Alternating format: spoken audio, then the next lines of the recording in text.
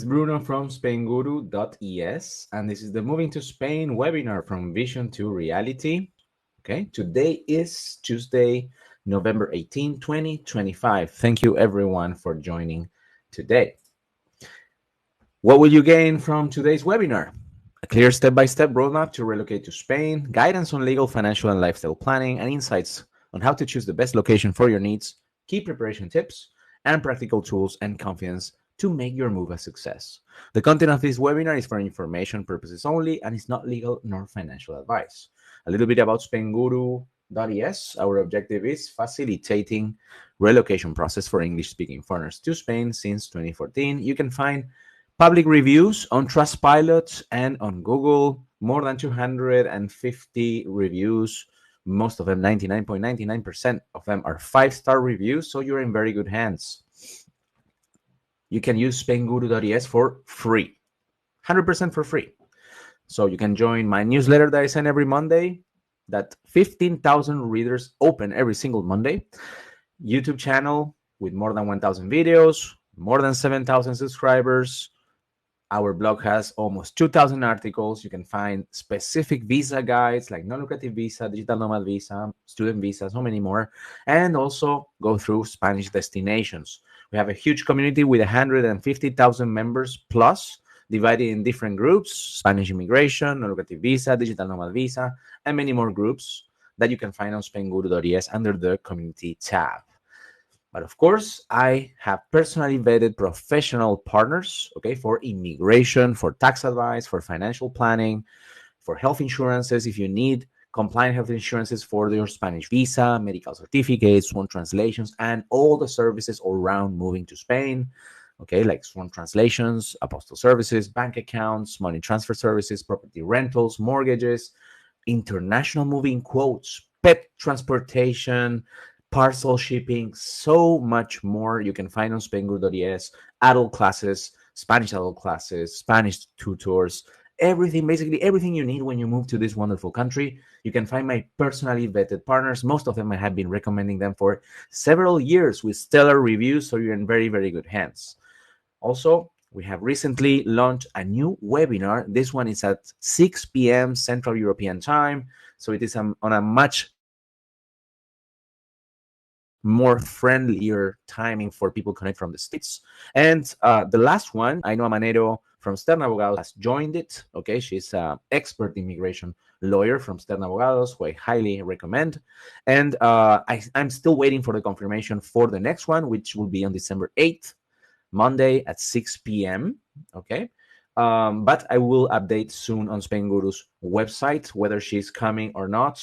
But soon, anyways, if she's not, we're gonna still release another webinar soon. Okay. But in this webinar, basically, well, it's more like a Q&A session where you can ask anything you want about moving to Spain. It could be taxes, could be immigration, could be logistics, could be anything that you want to ask. Okay. So you're absolutely welcome to join. It is absolutely free, and I record it and I upload it to YouTube, and I send you the recording to your emails.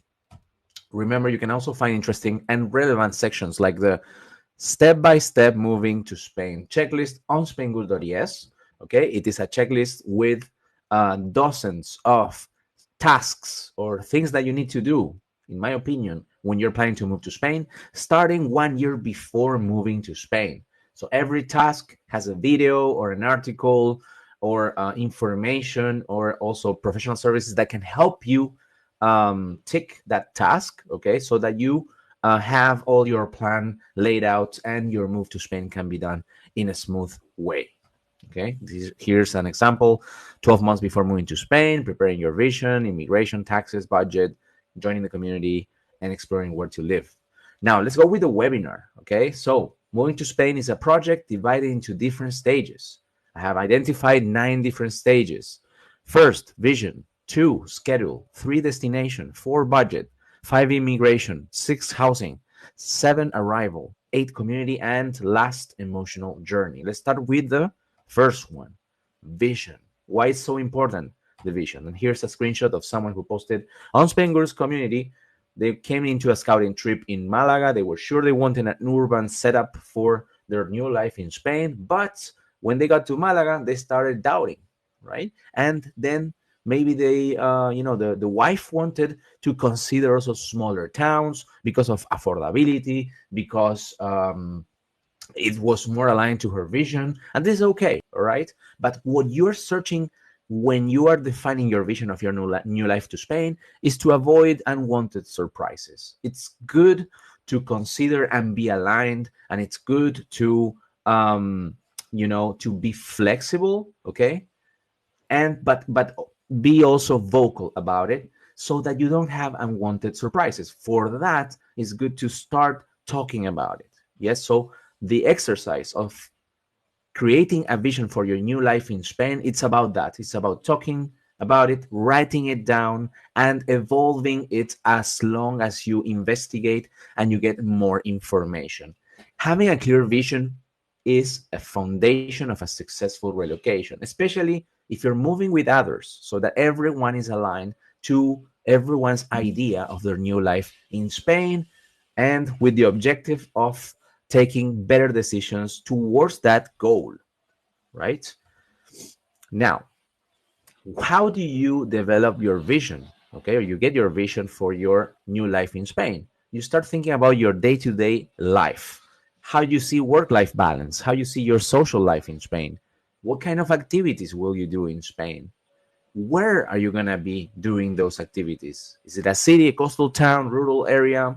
What are important amenities that you need to have close to you? Healthcare amenities, schools if you're moving with family, shopping areas. Is that important for you? Do you like to consume goods, or you're okay living in the middle of nowhere? Okay, some people love to be off grid. Yes, but maybe you like being off grid and your husband doesn't. Yes, so these things you need to talk about. Think about them and talk about them. Transportation possibilities. Do you need a international airport nearby because you're going to be traveling around Europe, for example? You want to come back to your home countries one, twice, three times per year? That's important to you, right? And also cultural priorities. You need somewhere that has a lot of culture, a lot of venues, a lot of things going on. Maybe it's Barcelona compared to Albacete. Okay. Do you need to have access to international food? Is that important to you? Art, sports, community, all that you need to think about it, right?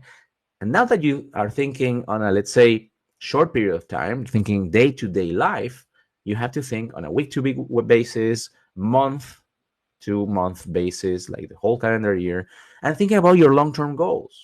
Yes, are you planning to stay in the long term in Spain? Well, maybe considering learning Spanish, joining local projects, starting a business. Immigration goals, it's also important. If you want to stay long term in Spain, you need to have a clear strategy, right? And last but not least, in order to have a clear vision, you need to list your non-negotiables.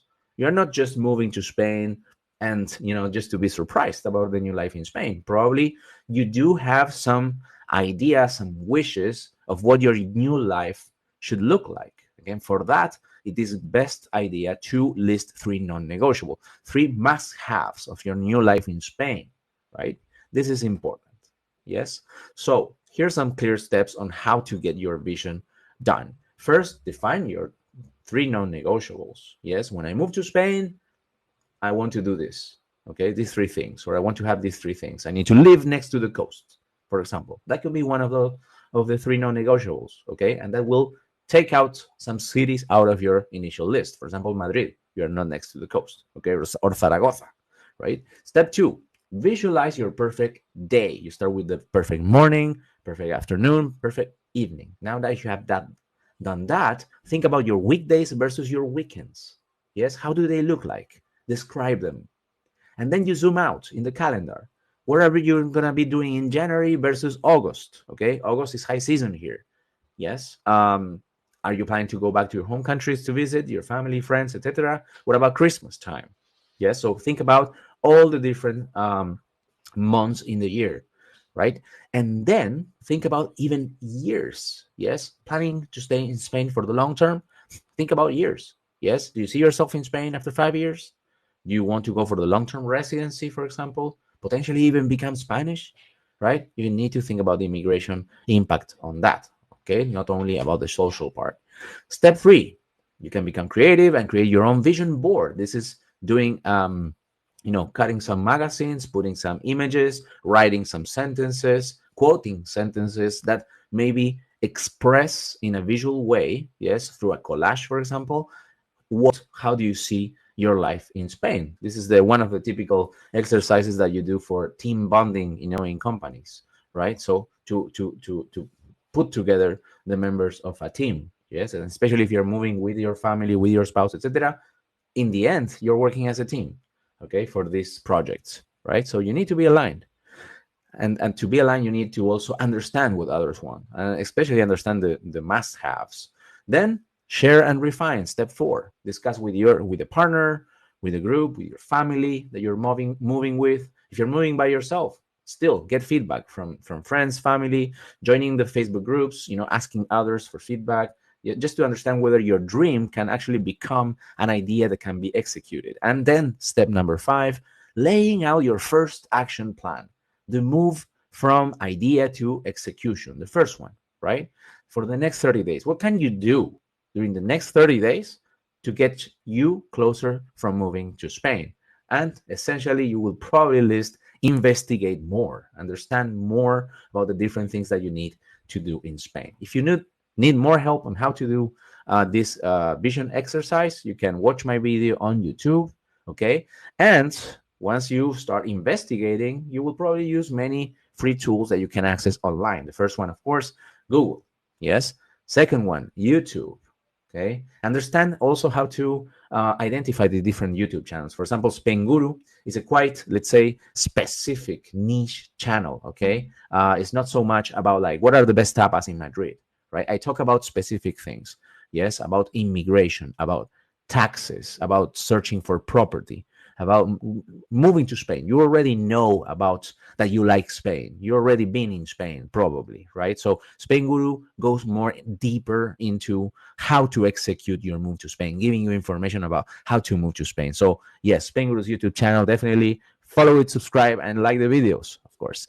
And then third, ChatGPT, Perplexity, Gemini, all these AI tools are wonderful. They're incredible, but still not giving you the perfect information, but helps you a lot to structure your investigation.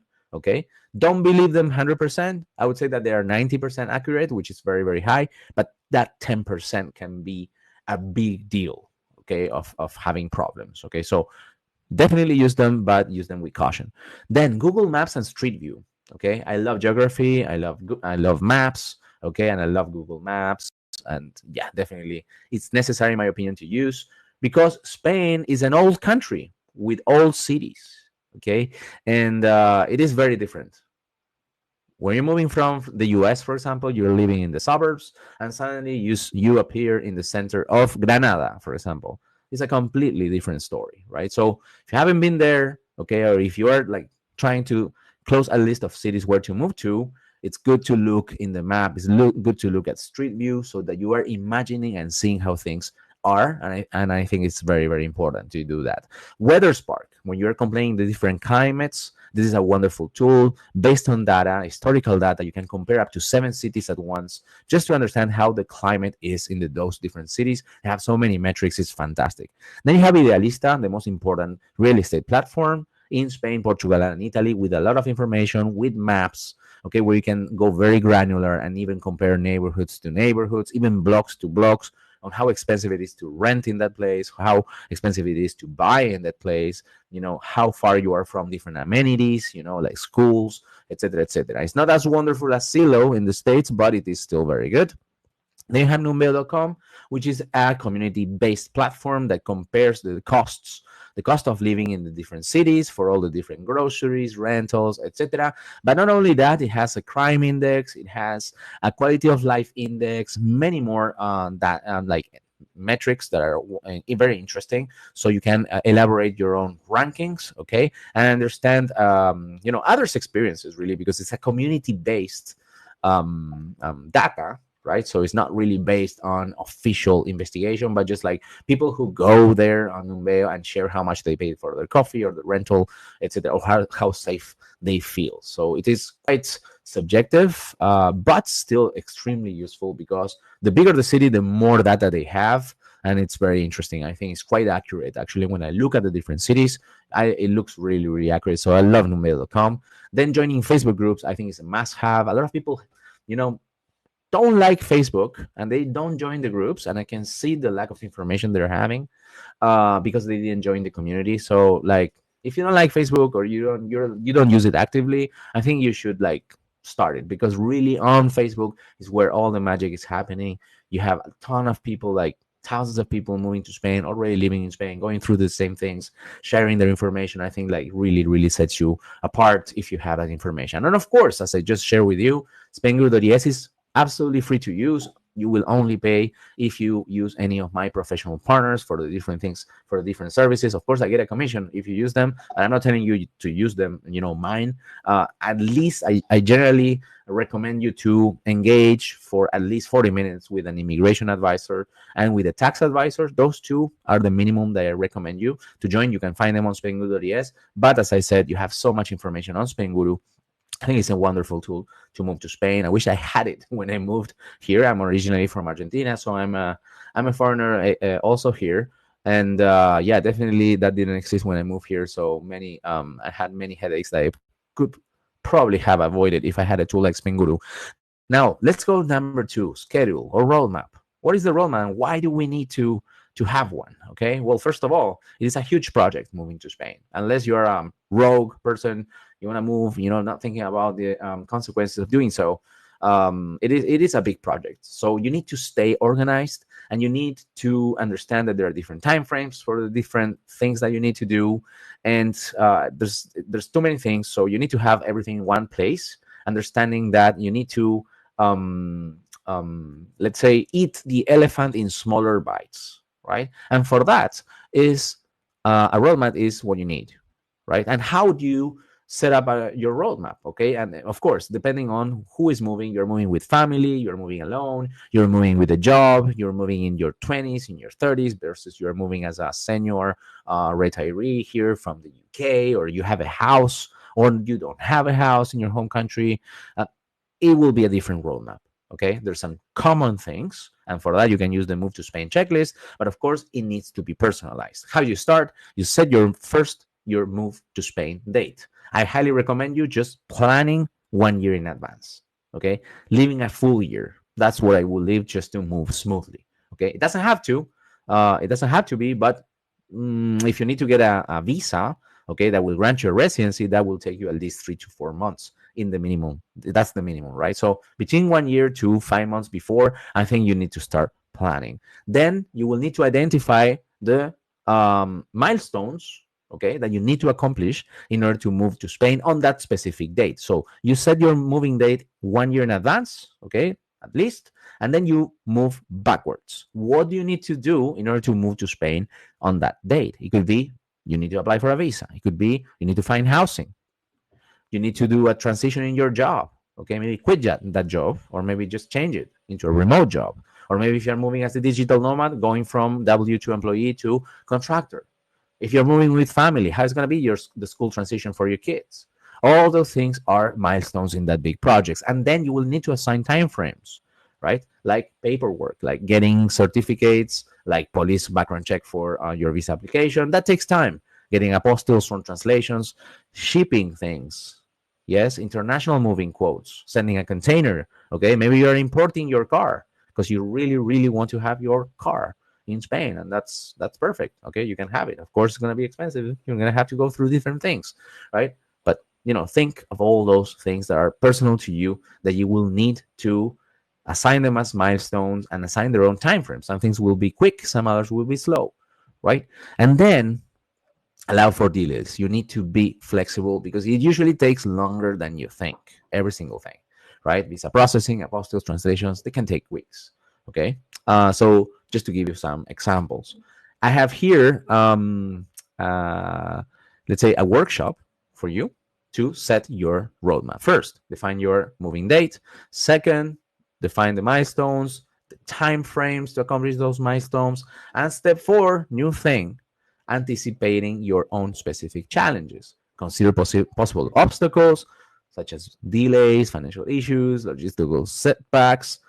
But sometimes this will be the unknown unknowns, right? How do you convert those unknowns into known unknowns? Well, the best, in my opinion, is to read others' experiences. And for that, again, if you join the community, you will read people who are moving to Spain or did move to Spain and they faced obstacles. And normally they will give back to the community and share how they overcame them.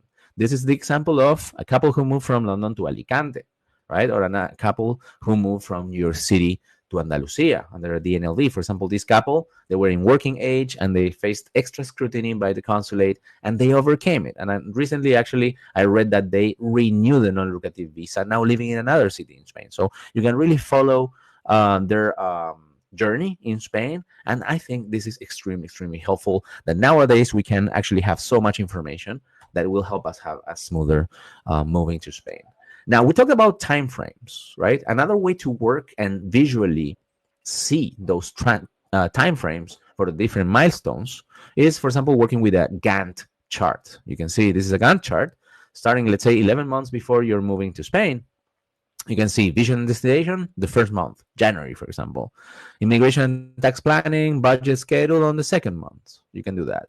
And then once you have all the investigation that those three different things gave you, you can review, do a retrospective work on your vision and destinations. Yes, maybe now it is not interesting for you to move to a city like Barcelona. You're okay for your vision, and after all the investigation on your lifestyle, your budgets, okay, and your tax planning, maybe you don't want to move to Catalonia anymore because you found out that Catalonia has very high taxes, okay? It has a one like incredible life and incredible possibilities. It's one of the best places in the world where you can live, but it's not for everyone. Okay, maybe you can balance out, right? So yeah, really, I love Barcelona and I love really Catalonia. It's a wonderful place, but from a tax perspective, now that you investigated it, maybe it's not so good for your own personal situation. So you need to review it and become practical, right? And again, go to your three must-haves, right? Maybe one of those three must-haves is that taxes are not so high. Who knows? Then you will apply for visas. You will sell your house, for example. Yes. If you don't have a house to sell, it won't be one of those milestones. One thing's less to do. And then once you get your visa, you will need to move to Spain. How is that moving? Are you gonna move just with a backpack, or are you gonna move with everything, right? With like 3 containers and your dogs. Okay. I have pet transportation services on Spainguru if you need to move with your dogs. It's very, very common, but some people don't move with dogs. Finding housing with dogs is harder in Spain, much harder, right? Not impossible, but harder. So you need to think about all those things. And then when you arrive, there's certain things that you need to do from different perspectives. Depending on which visa you need to do certain steps, okay? And some steps are common to everyone, right? And now if you go deeper into every of those milestones, and this is a slide that I have borrowed from my non-lucrative visa webinar, it is a project in itself, right? And some people get legal help for this, but 50% of people, I would say, they do them themselves. Okay, there's enough information on Spainguru.es in our community, right? And have more than 500 videos about this visa and the webinar. So definitely you can do it yourself, or if you don't want to have headaches, you can also find a professional help for this. But yeah, definitely it is a project in itself, each of these milestones, right? Police check, marriage certificate, birth certificate, you need to get them. They need to be valid when you apply them, when you apply for the visa, okay? You don't need to get all these certificates if you're not moving with family. You need to apostille, strong translate them. You need to get financial documents proving that you have enough money to sustain yourself during the first year. You need to get a medical certificate that is valid for 3 months. As you can see, you need to look at be very organized, because there is a certain timing for everything, right? You need to get a private health insurance unless you are a UK retiree. You need to get an appointment that takes time. Especially lately, there's a huge problem with appointments at consulates, and then after at police stations when you need to get your residency card. You need to then wait, the big wait for the processing period for the visa. For example, Manchester is now taking 3 months. It's endless. People are getting very nervous in Manchester because they don't know what to do. They don't have their passports because the consulate is taking their passport during this time. They cannot really travel. But if you know this, at least you won't be surprised. You know what to expect. So this is very important, right? And then once you move to Spain, yes, you need to do certain things, right? So how do you use the free tools out there to have a different like project management of all this that you need to do, I recommend you using Trello. You can see there a screenshot. It's cards basically that you move from left to right. Okay, to-do list, in progress, and review, or done. Okay, and you move the cards. So each of those subtasks, yes, you can just write down deadlines, who is responsible for doing them, and move them from left to right, and then you stay organized. Or you can use Google Sheets. It is not properly a project management tool, but you keep everything in one place. It won't have like reminders or anything, but if you just don't want to go so serious or professional, Google Sheets it's good. It's better than nothing, that's for sure. And then combining it with Google Calendar, it's also interesting. You put your Google Calendar alarms 1 week before the thing is happening, the day before, etc. So you never miss a deadline. And again, joining the Facebook groups is extremely important for this part, because some things take 1 day to do, other things take months. Okay, so understanding how those time frames evolve in time is very, very important. Okay, sometimes getting a consulate appointment is taking just 1 week, and sometimes it's taking months. Okay, so understanding that from others who are in your same situation is extremely important to develop a proper project of moving to Spain, proper roadmap. Right now, let's go with 3 destination. Where in Spain are you moving to? Okay, so which are the key factors to look at? First, climate and geography. Okay, understanding the differences between the regions in Spain is important. Then community and culture. Okay, it's not the same going into a big city than a quiet village. Okay, or on the coast versus inland. Essential amenities, right? Access to healthcare, schools, transportation, shopping. We mentioned that before in the vision, but now you are investigating about it. Okay, you're investigating, just understanding the situation, right? Cost of living, extremely important. Now we think about money. It's not the same, different lifestyles. Some people spend 1,000 euros in 1 month. Some people spend 1,000 euros in 1 week. Okay, if you're moving with your 6 kids, it's not the same as moving by yourself to a smaller town. If you're moving with 6 kids to Barcelona, I'm telling you, the invoice will be much higher. And of course, if you want luxury style, of course, it will have a much higher level of expenditure than just moving to a small town in Andalusia. So yes, this is about the climate. Okay, and you can see there that roughly there are, yes, you could divide in 3 climates, or if you're gonna go deeper, 5 climates. Basically, you have the north, which is cool and rainy. You have the Mediterranean climate and southern Atlantic climate, which is mild and a bit rainy winter, but it's mostly hot and sunny summer. And you have the central climate in Spain, which is quite cold and rainy winter and hot and sunny summer. But yes, you also have mountains. Spain is a highly mountainous country. People say that it is the second most mountainous country in Europe after Switzerland, which is arguable, but still, I can tell you that Spain has a lot of mountains, and that has strong impact in certain areas in the country. As I mentioned before, you can use weatherspark.com. It's a free tool to compare the different climates and climate metrics, okay, like humidity, temperature, wind, the temperature of the water, a lot of things, okay, and compare up to 7 cities worldwide. So you can compare with, Valencia with Miami, for example, right? A lot of people say like, yeah, Valencia is the same as Miami. It's not true. It's absolutely not true.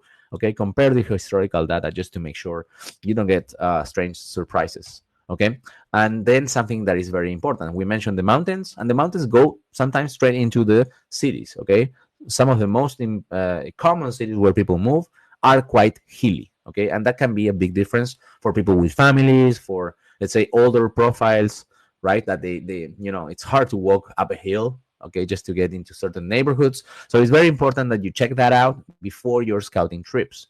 Okay, and here's an example. If you go to topographic-map.com, you can see the topography of the cities themselves. Okay, you can see the differences between the neighborhoods. So it's pretty interesting to look at before, when you are doing your list of places that could be places where you would move.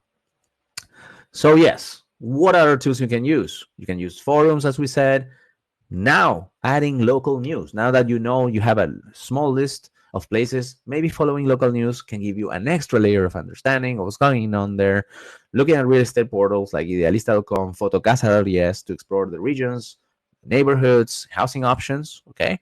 Then to compare prices in the different cities, now going more granular, you can still use numbeo.com, okay, and compare those cities. Soon I will release a video about this. I have already several videos comparing different cities, but yeah, definitely numbeo.com and using Spainguru's destinations checklist. Okay, I have 13 destinations that link to all these portals in real time. So you can see you can click the links and go to, for example, if you're in the Valencia section of Spainguru's destination section, I will give you an example here on how you can do it. Okay, but you have everything in one place. This is the idea for me that of using the destinations section. You go here, yes, free webinars, and then here find your perfect corner in Spain. You can just check the destinations, will tell you to what to look at with all the links. But then, for example, you have here divided into 5 different areas. Okay, and for example, we have Madrid, Barcelona, Valencia, Alicante. Let's go, for example, to Seville. Okay, you're considering Seville, the pros and cons of the city, the lists, and here, for example, it links to Weather Spark about Seville. Okay, here the cost of living, it links to Numbeo about Seville. Okay, this is of course updated in real time. Idealista rentals about Seville. Okay, so you have everything in one place, at least a starting point. Okay, that can help you compare all this. Okay, I read someone who is asking, what does apostles mean? Apostles. So there is a convention of more than 100 countries in order to legalize documents if you're applying for official procedures on other countries in that convention. This is called the Hague Convention. So Spain, USA, now Canada, Australia, UK, those countries are part of the Hague Convention. So if you're using an official certificate from UK for applying for a Spanish visa, in order for Spain to consider that a legal document, you need to legalize it using the apostille. Okay, so for example, you have an ACRO police check. Yes, you need to apostille it with UK authorities so that ACRO is considered to be legalized and valid for the Spanish authorities considering you for a visa application. That is an apostille. Some countries like, for example, Europe, Emirates, okay, United Emirates are not part of this convention, so you will need to legalize the documents provided by Emirates authorities in the Ministry of Foreign Affairs in Emirates. Okay. Another question here: FBI background check email version accepted, or hard copy via email only accepted? For FBI background check, you can send the background check, the digital background check that you receive by email. Okay, you receive it and you print it out and you put it in an envelope and you send it to Washington. I think it's $20. Or you send the digital version to a channeler, okay, who can do that for you. For example, here, services, we have immigration, and we have apostille services in the USA, UK. These are private services. They are more expensive, but it doesn't take 6-7 weeks to get the apostille. It will take maybe 10 business days if you get that service. But basically, yes, you can get this on Spainguru.es. You can also search here, Spainguru, how to get FBI apostille. You have any of the different ways to do it. You have the cheap but slow way to do it. Okay, all the different steps you can all the forms that you need to request, etc., or using the private services that are much faster if you are more time constrained. Okay, now let's continue with the presentation. I normally don't do this, but I'm trying a new way, just answering any question during the presentation. Let's see how it goes, if people like it also on this way. But normally I leave all the questions for the end. Okay, so remember, this is the destinations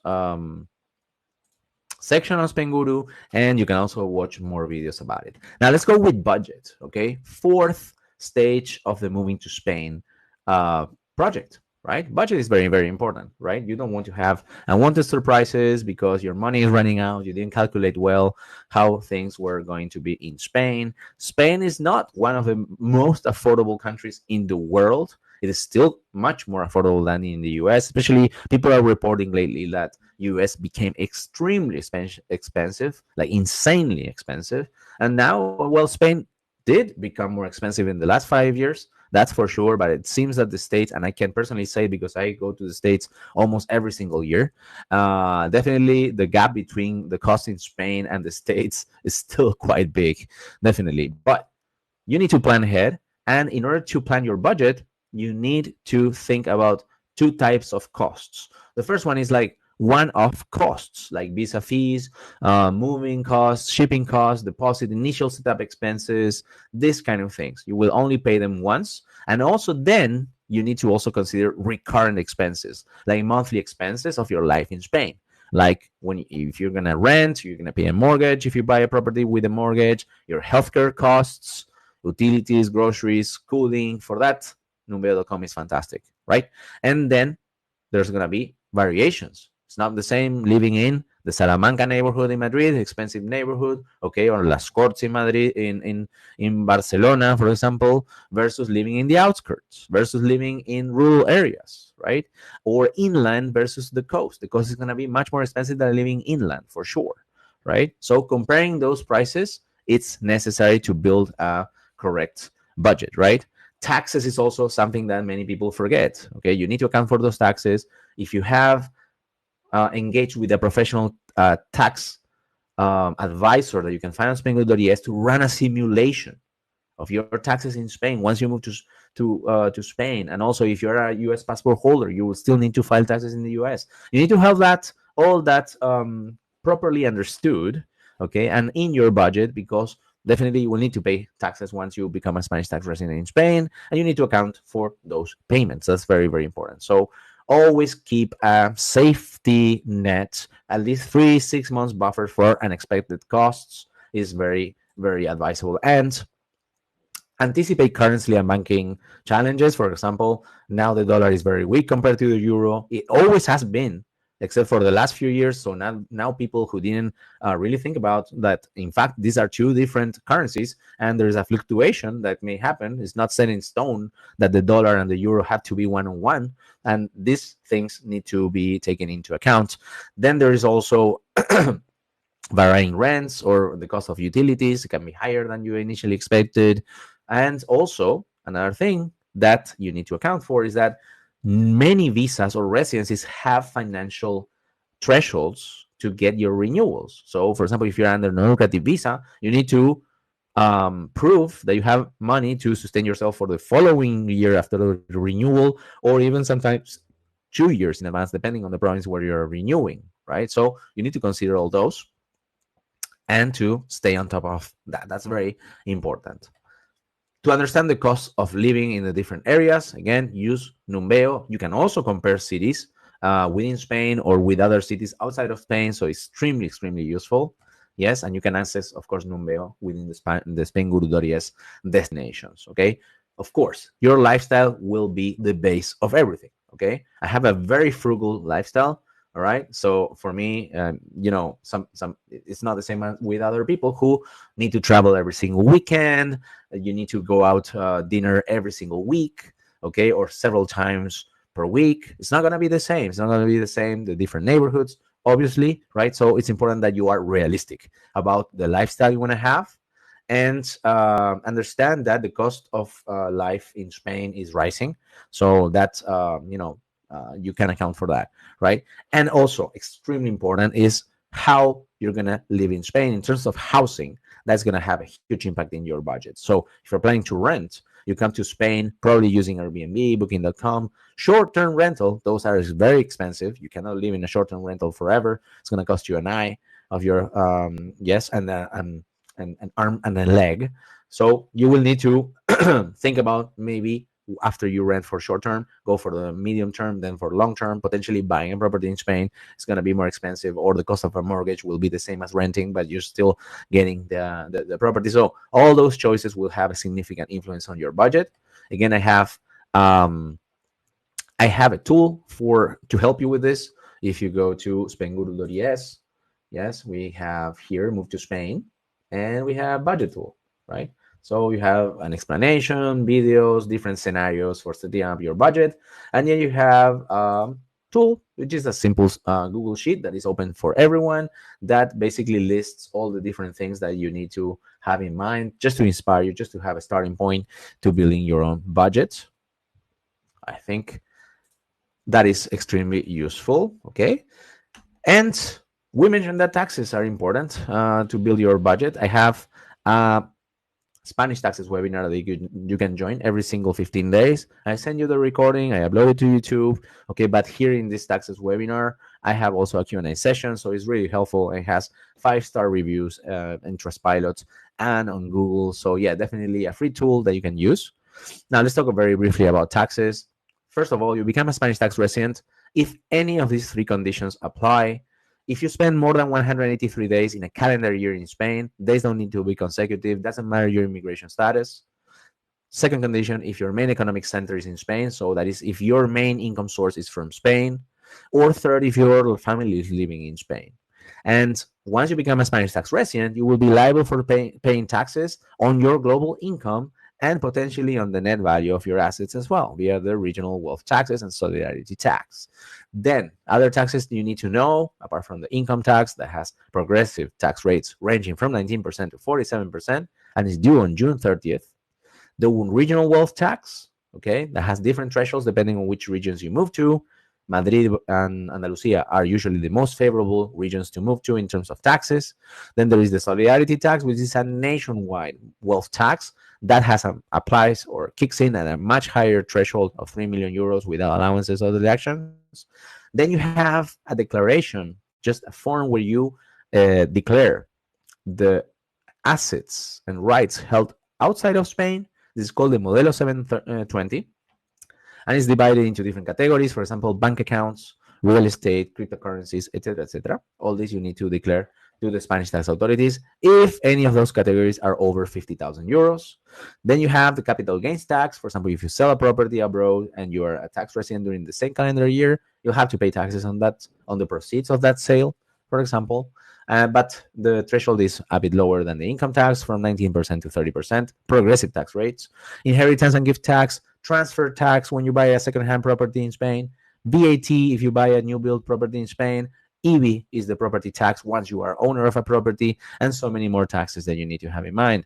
Now, there's also a special tax regime where 99.99% of eligible people are employees moving to Spain. Okay, so if you're moving as a contractor to Spain or as a retiree to Spain, very, very likely you're not going to be eligible. But if you are, then this special tax regime called Beckham Law will offer you a 24% tax, effective flat rate on your employment income, but you will not have to pay income of any other type of income outside of Spain. You will not have to declare your 720 form or be liable for the regional wealth tax. Has so many perks. So yeah, definitely something to have in mind. But remember that Spanish tax laws are extremely complex, even for people that we have been living here for many years. We're Spanish native speakers still.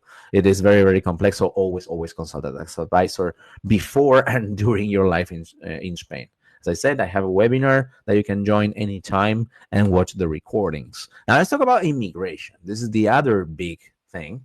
Apart from taxes, we have immigration. So it's important that you understand if you're eligible for the different type of visas that exist in Spain for non-EU foreigners. So the most common pathways is the non-lucrative visa for people who have the financial means to live in Spain without working in Spain. There's the digital nomad visa for people who are working remotely for non-Spanish companies. There is the ordinary work or entrepreneur visa for those that receive an offer from a Spanish company or who wants to start their own business in Spain. There's the student visa. Okay, this is the easiest one to obtain if you plan to study in Spain, but it is not really a residency. It won't count for your residency time for the Spanish citizenship, and it only counts half of the time for your long-term residency. So be careful with that. And then remember that the golden visa doesn't exist anymore as of April 3rd, 2025.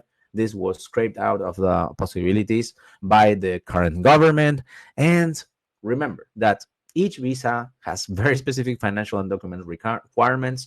The processing times vary a lot. For example, the digital nomad visa, you can apply for it from within Spain, and in 20 working days, you have to have an answer or you're approved. Okay, but this is completely different than the non-lucrative visa. You can only apply for it from a Spanish consulate abroad. You cannot do it from Spain. Okay, so yeah, you have to understand those differences. You need to track the deadlines, and there are different timings to apply for these visas. If you're missing requirements, this can lead to a visa rejection. It's not that if you apply, this an automatic acceptance or grant of the visa. You need to comply with the visas requirements and be approved. Okay, this is important. So having a visa is essential for obtaining housing in Spain, banking, healthcare, and so many more, to move legally to Spain, right? I have another question here. How long can you visit in Spain without a visa? So that depends, because depending on which passport you hold, you need a Schengen visa to enter the Schengen area. It's a 29 European country Schengen area that is internally borderless. For example, if you're a Filipino, you need a Schengen visa to enter Spain as a tourist for up to 90 days in a 180 days period. Now, if you're American passport holder, USA, Canada, UK, Australia, you don't need a Schengen visa, but still you need to comply with the 90-day limit within the Schengen area. Okay, that includes Spain, in a 180-day period. That's the maximum you can. In order to apply for the visas, you need to be organized, meticulous, okay? And that's when you're going to face the monster of Spanish bureaucracy. But you don't have to be scared. You just need to be very organized and understand that some of the requirements may feel or are straight ridiculous, but you need to comply with them, right? The Spaniards love paperwork, and you have to go through that, even if you live here. And as I said, I just love this country. I travel more than 35 countries. I lived in 7 countries. I speak 5 languages, and I just love Spain. It's just a fantastic place, the best place in the world. But nothing is perfect. And probably the worst thing about this country is the bureaucracy. So you need to be prepared. Not scared, but just prepared. So it's important to get all the certificates, to comply with the validities, and you need to plan ahead because some things take a long time to obtain. And since they expire in time, you need to be organized so that nothing is expired at the time of submission of documents. You need to legalize those documents using the apostille or Ministry of Foreign Affairs. You need to sworn translate with special translators, okay, which are only appointed by the Spanish Ministry of Foreign Affairs, that you can find on Spainguru.es. Okay, my recommendations. If we go to Spainguru.es, you can find all these private services.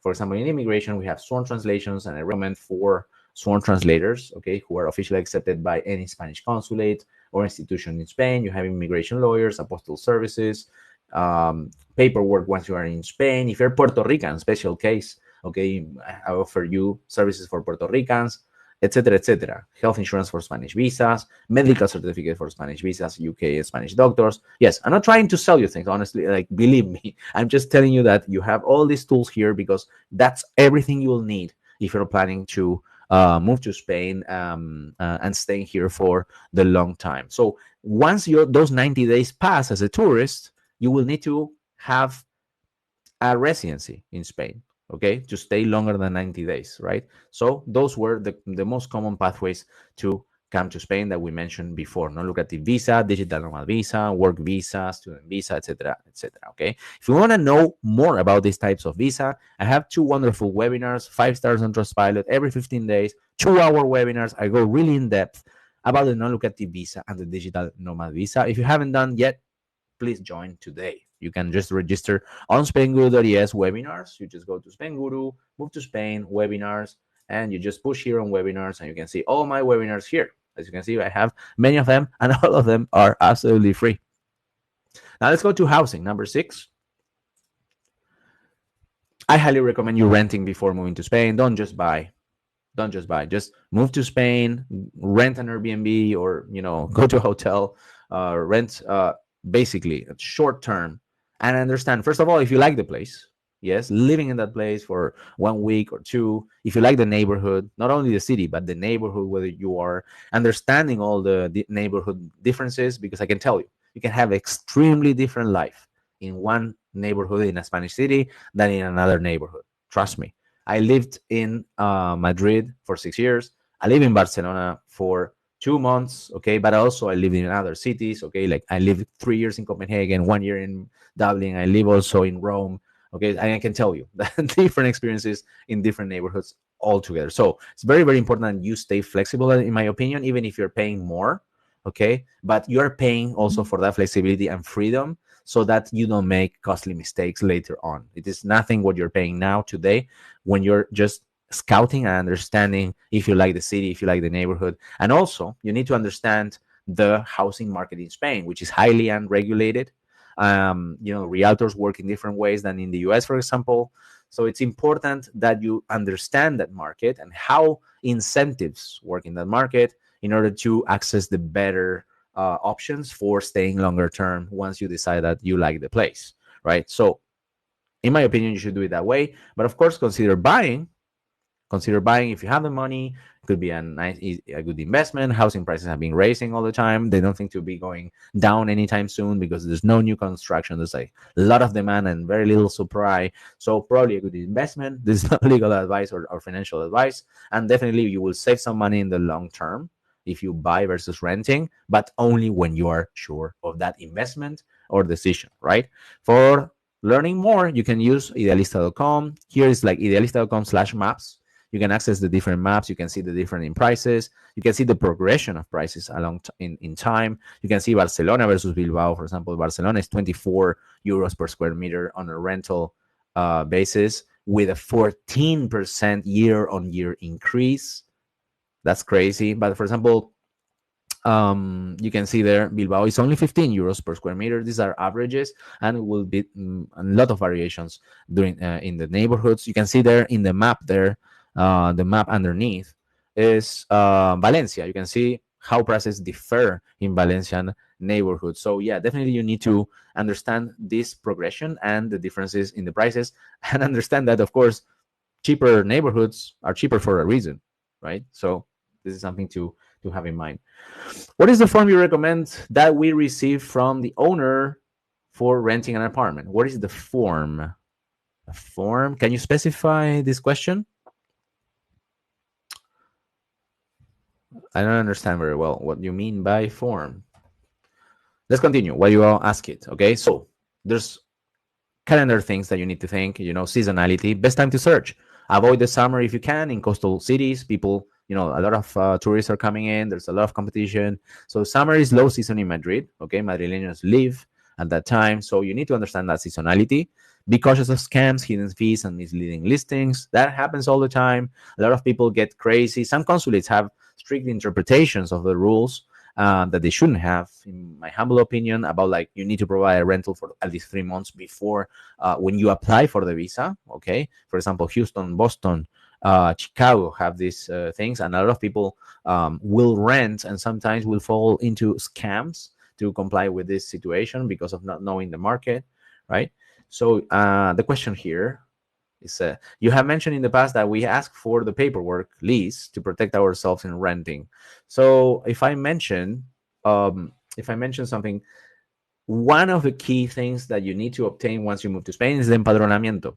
Okay, this is the registration of your rental contract at the city hall using your rental contract. And most city halls don't accept rentals of less than 6 months. Okay, they have that rule, but it is a city hall specific thing. So if you're moving to Madrid, it's different than moving to Murcia. Okay, so you need to understand what the rules are for obtaining the empadronamiento. The empadronamiento is a proof of address, right? So the proof of address will be needed when you get your residency card by the police station. Not all the police stations require this, but 90% do. So if you can obtain your empadronamiento, it's important, right? So before renting a property in Spain, let's say for the longer term, make sure that what you're signing will enable you to get your empadronamiento in the city, okay? Talk to the landlord. Ask are you giving me permission to get my empadronamiento? Yes or no? Okay, is this a property that I can obtain an empadronamiento? Yes or no? Right? So I have a video and article about this. You can send me an email to hello@spainguru.es. I can share with you the URL of this article or the video that I think I published it last week or in the previous 10 days. You can watch the video talking about the different types of contracts and variations in the cities to obtain the empadronamiento. You need to think about that in advance. Thank you so much for asking this. Now let's continue. And also, you need to understand the different types of contracts, right? One of the reasons why you want to understand this is not only to avoid scams, but also understand that what you can use to get your empadronamiento, short term versus mid-term versus long term. Make sure you're renting a property that is listed as a residency property versus a commercial property. Okay, that's important, and potentially seek the services of a lawyer who can help you reviewing the contracts for you. Another thing that it is an extra challenge for people, and one thing, I don't know anyone who had to go back to their home countries because they didn't find a place to live in Spain. Okay, so this is not as scary as it sounds. Okay, but there is a problem in Spain, a housing problem in Spain, and in general in every country in Europe. Okay, so we're not the exception here, but in Spain, it's especially hard because the population is concentrated in very little area. Okay, it's basically the coast and Madrid. That's it. The rest of the country is absolutely empty. Okay, so if you move to the empty vastlands in the center, you will not have any of these problems. But the problem is, probably you want to move where everyone else wants to move, right? Where is that? The coast. Valencia, Malaga, Estepona, San Sebastian. Those places are wonderful. Those are great. Okay, full of amenities and everything. So if you're moving to Spain and you have never lived in Spain, you will face an extra problem. Okay, what is the situation? The situation is that there are strong tenants protection laws in Spain. This is a socialist country. For the last 7 years, had socialist government, okay, and they want to tackle the housing crisis, adding restrictions, okay, for the landlords, right? Now, there is a fear of tenants who stop paying rent, okay, and the eviction is extremely slow. And as a landlord, if a tenant stops paying the rent, you need to still pay not only the mortgage, but also the utilities. Okay, so putting someone, a wrong person in your property as a landlord can be a huge, costly mistake. Okay, economically and psychologically, honestly, it is crazy. The stories of landlords who are paying for years for tenants who stop paying. That's it, right? This is the story that a lot of people, okay, half of the population will tell you that, okay, you are, do you know anyone who that I know many people who have had this problem and they can't evict their tenants, okay? And landlords demand the default payment protection because of this, and insurers want a Spanish work history, and NLV holders, non-lucrative visa holders, or anyone who didn't work in Spain lack the financial history in Spain, and landlords will hesitate to rent to them, okay? A lot of landlords. So this is an extra problem, an extra, let's say, block on the road that everyone in the end overcomes, but having in mind, okay? And these are screenshots of people who are moving under the non-lucrative visa that are facing this problem, okay? Just put it, bring it to your attention. Now, let's talk about arrival. There are a few things that, in my humble opinion, need to pay attention to when you move to Spain, okay? First of all, you need to prove when you enter Spain. Now, if you fly from outside of Schengen, no problem. You will get a visa stamp on your visa, on your passport, or you will get your face scan with a new entry system. But the problem comes when you move to Spain from inside Schengen. So if you fly from New York to Frankfurt and then you drive your car from Frankfurt to Spain, there's not going to be any border control. Or you fly from Frankfurt to Spain, no border control, no proof of your entry in Spain. So go to a police station. You only have 72 hours to do it. Go to the police station in the airport or next to the border and get a declaración de entrada. It is one-page document, okay, that the police station will stamp it and you have a proof of entry. Second, register for empadronamiento. I mentioned it before, right? Once you get a proper rental contract of more than 6 months, usually try to get an empadronamiento in the city where you live. Make sure your landlord will rent you and let you register in empadronamiento. Not all the landlords want to do it. Okay, some landlords don't pay taxes. You know, there is a black market here, and they don't want anyone to be registered in empadronamiento. Okay, they want to be pointed out by tax authorities. So do it with someone who is doing it legally. Okay, that is very important. Then third, open a non-resident bank account. It's going to take weeks, if not months, to obtain a residency card.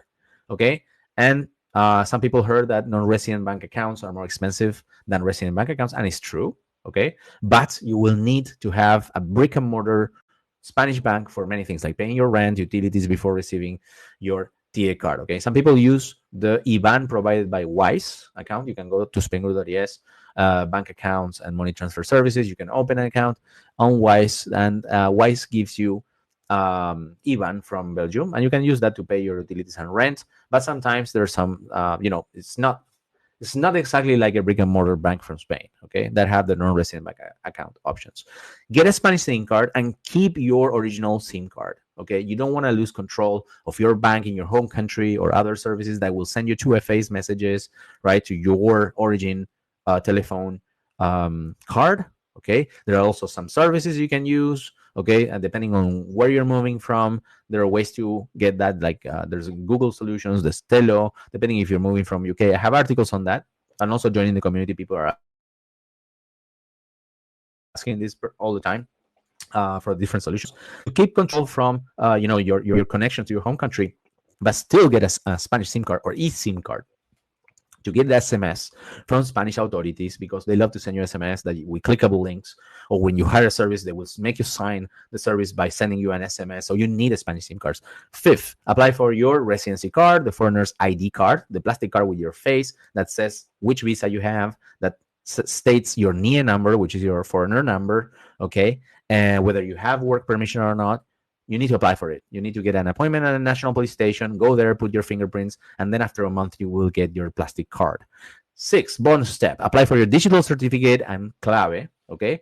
If you want to do your procedures online, okay, like renewing your visa, you will need a digital certificate. It's a software that is installed in your computer. You need to show your ID at a place. They will give you a code. Okay, I have an article on this, okay, but basically, it will enable you to do everything from the comfort of your home instead of going and trying and get an appointment in the different things. So get a digital certificate. A clave is another kind of digital signature that you can use. And another bonus thing is get your international driving license, because after 6 months, okay, yeah, for the first 6 months, you need to drive. You can drive with your original driving license, but after 6 months, you need to either get a Spanish one, using an agreement. For example, UK has an agreement with Spain, but USA, no. You will need to do a test again, unfortunately. But for the first 6 months, you can use your original driving license together with an international driving permit. All these steps are described in my Move to Spain checklist, okay? Remember, Move to Spain checklist. You just push here, all right, and you see, for example, 12 months before, 3 months before, after you arrive to Spain, you can explore the stage, have all this here with articles. Each article has a video. So it's really, really complete in my opinion. So you don't forget anything, okay? You don't forget anything. Now, let's go with the next slide here.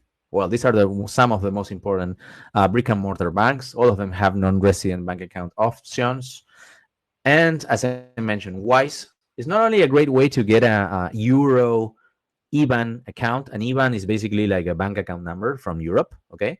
But also it's a great way to convert currency. So if you have dollars or British pounds, basically inside Wise, you go to inside Wise and you open a bank account in dollars, okay? For example, in dollars, they will give you commercial bank in New York City, okay? This is a normal bank from the US. So you send from your, I don't know, if you have the money in Bank of America, you send the dollars to the bank in dollars in New York City, and then inside Wise, you will do the currency conversion to euros into your IBAN in Belgium. And then from that IBAN in Belgium, either you send that euros to your Spanish bank account, or you just use that bank together with a Wise card in order to pay things also directly, okay, without sending the money to a brick and mortar bank, okay, in Spain. So that's the common way that many people use. If you need to buy a home, for example, and do more, like bigger exchanges or bigger sendings of money, you can go here to services. And here I have financial services, and I have here bank and money transfer services.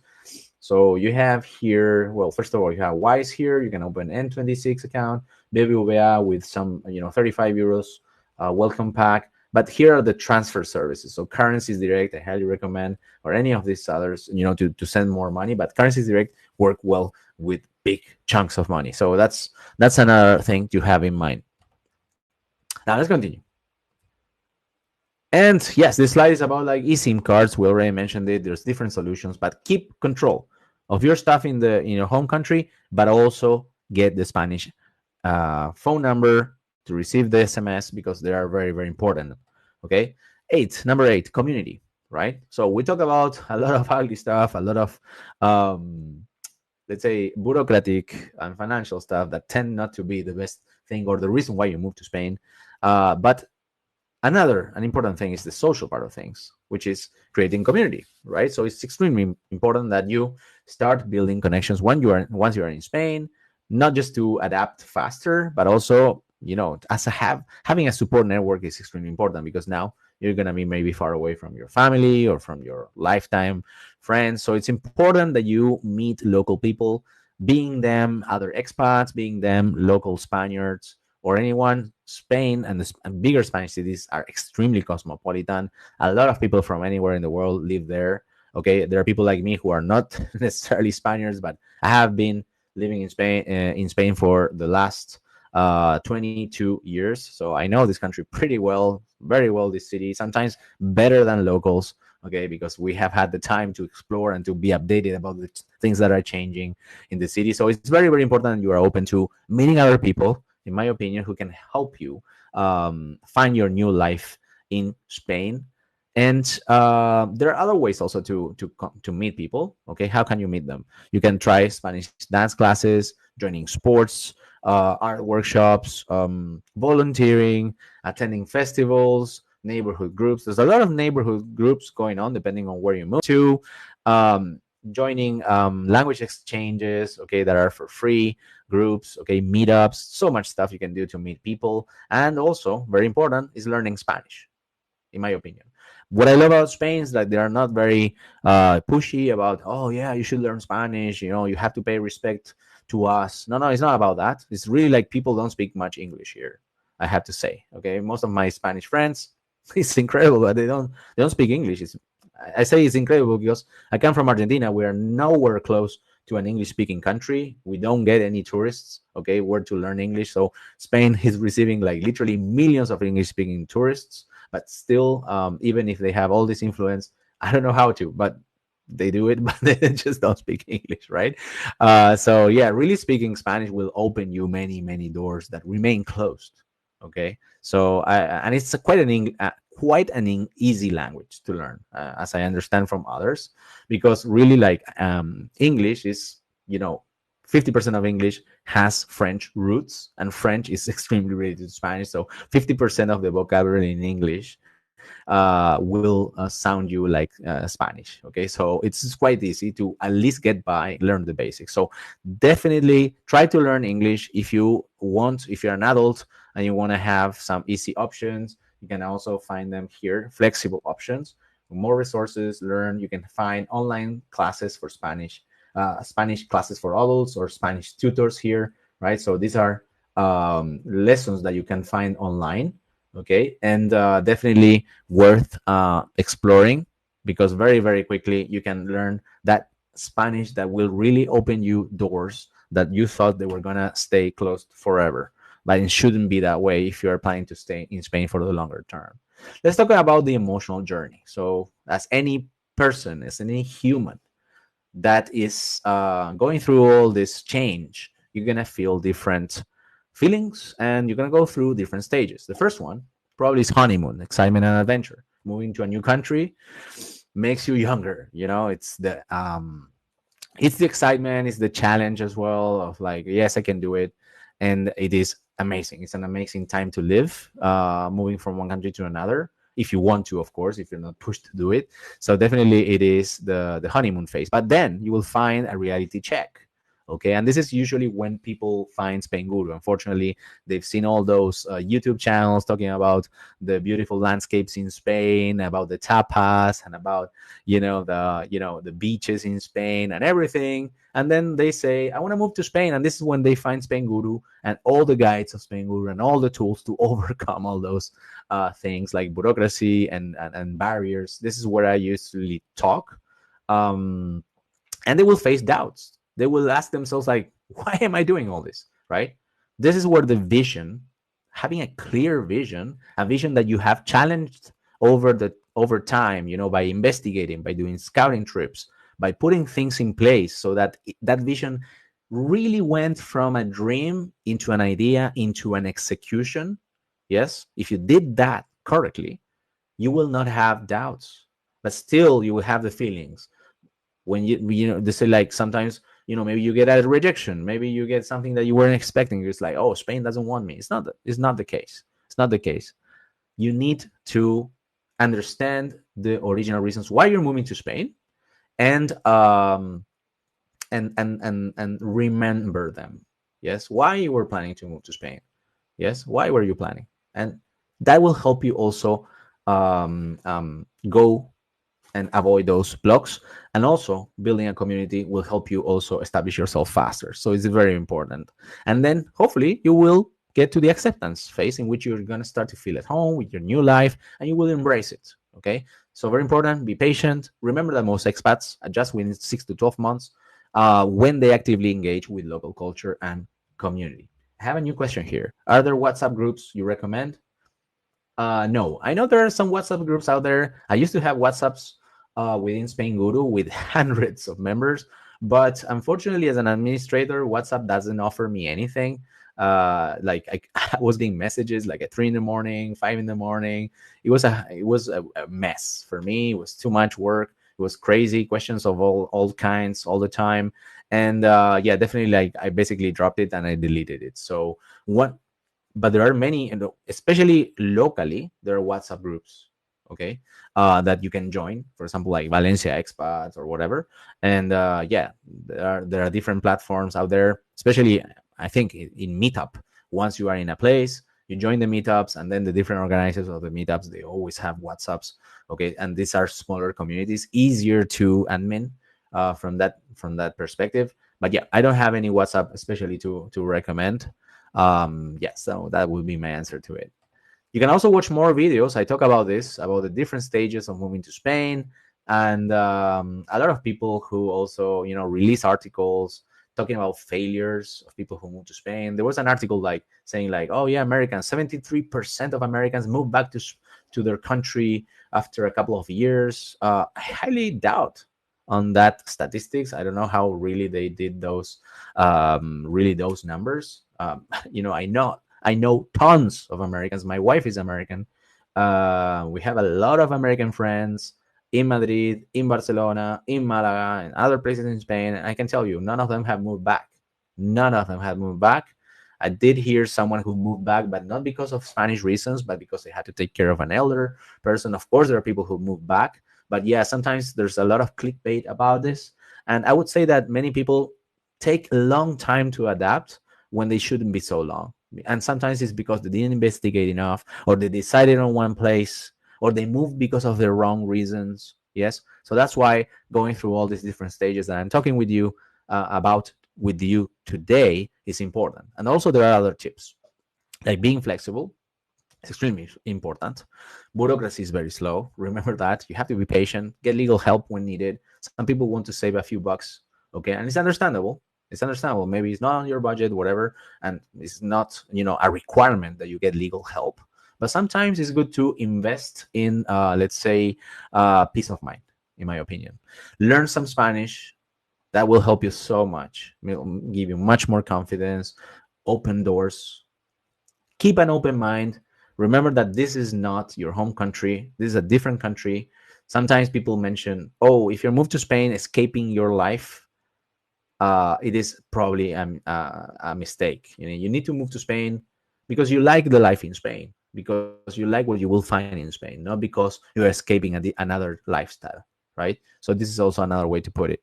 Build a support network is very important, okay? And expat groups.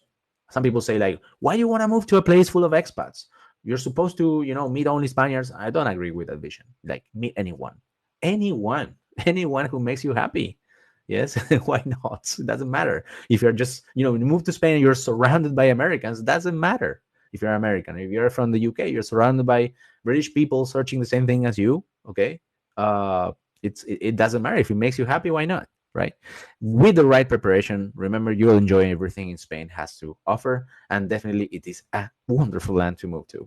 Now let's recap about everything that we spoke today. I definitely went over the limit in time. First, we talk about vision, schedule, roadmap, destination, budget, immigration, housing, arrival, community, and emotional journey. We talk about all that. Remember that you can use Spainguru for free. Everything is free in Spainguru, except that when you engage with my personally vetted professionals, you will of course have to pay for their services. These are professionals. Most of them I have recommended them for several years. They have wonderful reviews themselves and out there. And remember that you can also check the reviews on Spainguru. Many people talk about engaging with the different professionals on Spainguru and having a good experience, right? So you can find them on the services tab there. And let's stay in touch. My email is hello@spainguru.es. I always answer my emails, and at least I point you in the right direction, give you information you can read, professionals you can engage with, videos, articles, communities. Okay, so definitely send me an email if you want to stay in touch. Join my Facebook groups. Watch my webinars for free every 15 days, every webinar.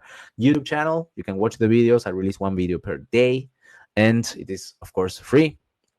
And you can join the newsletter. I send it every single Monday to 15,000 readers, where I feature top discussions on Facebook groups, top discussions on Reddit, top most watched videos of the week, news, investigation articles. Definitely, like, and you can opt out and subscribe any single time. I don't want to, have people who are receiving that without if they don't want, right? So you can subscribe anytime. Remember, the content of this webinar is for information purposes only and is not legal advice.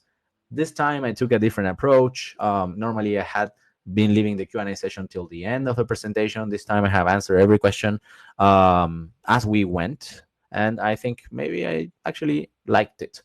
Now, a lot of people will probably leave and will like to maybe leave a good review there because they found this information useful. You can go on the button on the top. There's a button on the green button on top that will redirect you to Trustpilot, where you can leave a review. If you think the information that I shared with you today was useful in a way, if you want to help Spainguru or you want to help other people to find this content, remember, this is a free webinar. I don't ask anything in exchange, but if you want to leave a review there on Trustpilot, of course, I will be extremely grateful. Will make my day, and I will be sending you very positive vibes on your desire or wish to move to Spain. That always helps. Thank you so much, everyone, for joining today. If there are no more questions, remember, I will send you a recording of this webinar in your inboxes, and it will be uploaded to YouTube, where you can watch it again and again. If you are watching this video on YouTube, please give it a like, subscribe to the channel, and if you want to have want to ask any questions, you can always ask them in the comments below. Okay, they're on YouTube. Thank you so much for being with us today. Have a wonderful week. Stay in touch, and goodbye. Oh, and one more thing. Apparently YouTube says you're gonna love watching this video right here. I think you should watch it.